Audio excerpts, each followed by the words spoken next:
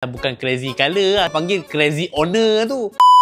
Hei, follower aku ni semua yakin-yakin je komen.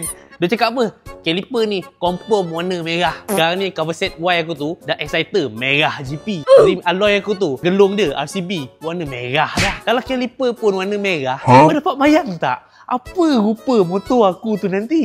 Nak alamat tak? Saya teka confirm betul punya. Salah. So sekarang ni aku punya caliper depan aku pakai model R1 RCB. Warna apa? Ni kau tengok. Warna silver, tulisan merah. Untuk caliper belakang pula kita pakai model apa ni? S45. Confirm lah warnanya sama. Warna silver, tulisannya merah. Takkan dah depan warna silver, belakang warna biru. Apalah rupanya sekarang. Dah bukan crazy color lah, panggil crazy owner tu. Owner tu crazy kot. Orang motor crazy color ni, owner tu yang crazy kan. Tengok kan. Ni aku rasa sempat kau pasang sebelum raya. Sekejap, satu barang ni. Untuk master pump belakang pula kita pakai E12 punya model, warna hitam. Tapi dekat sini ditulis warna dia warna cakul. Tapi hitam lah mata kita tengok kan. Dah lah kan aku cakap panjang-panjang kan, kau tanya bila nak pasang pula. Aku nak pergi pasang dulu lah. Nak siapkan motor raya aku.